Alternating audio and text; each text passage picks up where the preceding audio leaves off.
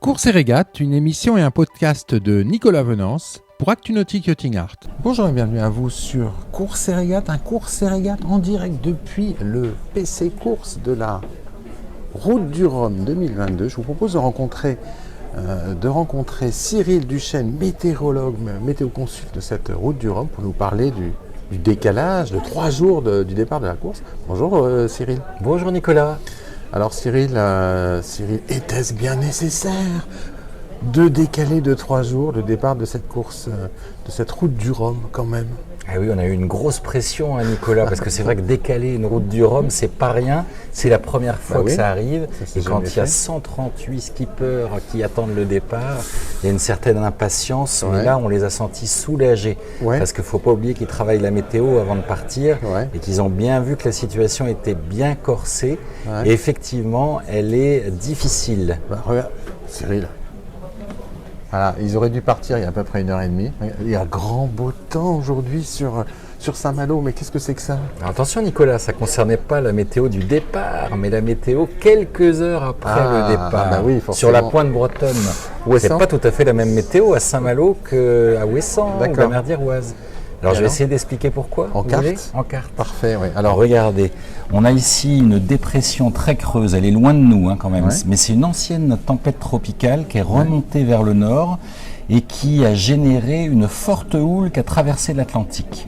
Il y a d'une part la mer qui est particulièrement forte à partir de ce soir sur le proche Atlantique et la mer d'Iroise. Et puis l'autre élément un peu plus météorologique, c'est ce front qu'on voit tracé en bleu, là, un front froid. Il est costaud. Il est actif, il est costaud, il apporte de fortes pluies et puis surtout un vent très fort à son passage. Alors si vous regardez ici, vous avez des lignes noires, c'est ce qu'on appelle les isobars en météo. Alors c'est un peu technique, ce sont des lignes d'égale pression et plus ces lignes sont resserrées, plus le vent est canalisé et souffle fort. Donc là on voit bien, c'est une sorte de couloir de vent, de tunnel de vent, comme un effet Venturi, ça s'engouffre. Et donc ça s'accélère à l'avant du front et donc on va avoir un vent de sud qui va atteindre 40 nœuds, pour les marins 40 nœuds c'est à peu près 75 km/h de vent, c'est sérieux, mais c'est du vent moyen et les rafales au passage du front vont atteindre 55 nœuds, donc ce sont des rafales tempétueuses à plus de 100 km/h.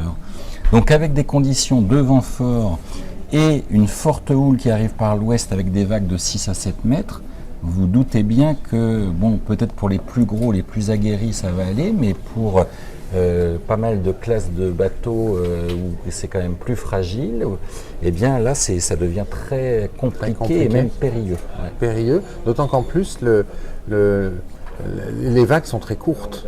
Oui, alors il y a à peu près 10 secondes de période, mais c'est vrai quand on a 7 mètres de vague, c'est vrai que 10 secondes, c'est pas énorme non plus.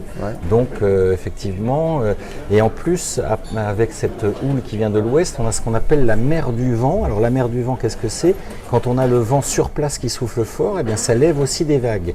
Et comme le vent est de sud à l'avant, ça va lever des vagues qui vont venir du sud et qui vont croiser cette grande houle qui viendra de l'ouest. Donc c'est ce qu'on appelle une mer croisée. C'est pas bon ça. C'est une mer casse-bateau, très désordonnée et qui met donc vraiment les marins à rude épreuve. Méditerranéenne d'ailleurs, une mer croisée méditerranéenne. On en a parfois en Méditerranée, oui, effectivement. Et donc c'est vrai que c'est compliqué de passer dans des mers comme ça parce que la mer, ça s'agite un peu dans tous les sens et donc une lessiveuse. C'est une machine à laver, comme on dit. C'est dans le tambour d'une machine à laver, là, pareil.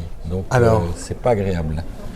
On a une autre carte aussi. Alors, on a d'autres cartes. Donc, on a ici cette carte qui est un peu qui interpelle avec tout ce rouge. Voilà. C'est pas bon, ça. C'est pas bon signe. Plus on est dans le rouge, plus on est dans les vents forts.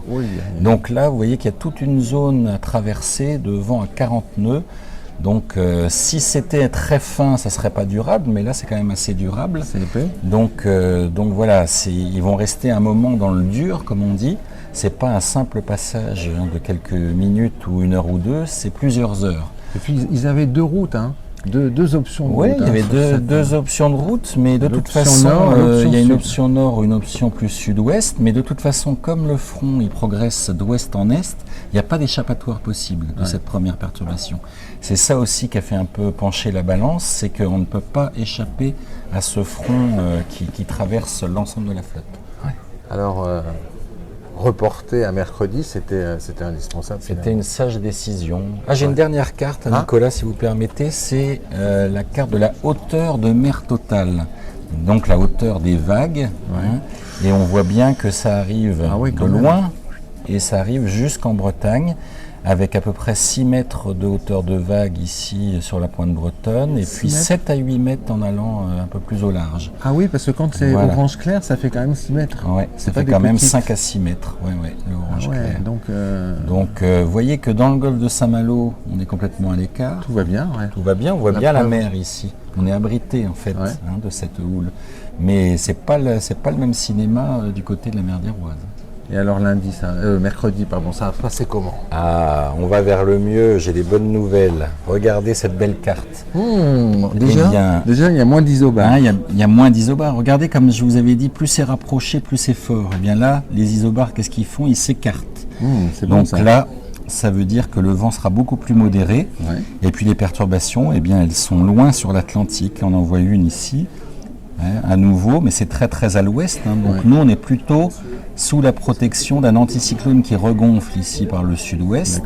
Et donc avec un temps qui va être de plus en plus calme à partir du milieu de semaine et notamment à partir de mercredi, où ça ira beaucoup mieux.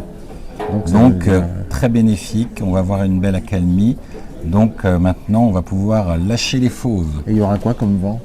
Un vent d'ouest, c'est un petit vent d'ouest à 15 nœuds, donc ça fait du 25-27 km/h. Départ confort. Confort, c'est tout à fait bien, parce que c'est ni trop ni pas assez. Et puis ça évite de casser les bateaux. Et voilà, donc ils vont être sereins. Bon, merci beaucoup Cyril de cette explication détaillée. Merci à vous aussi.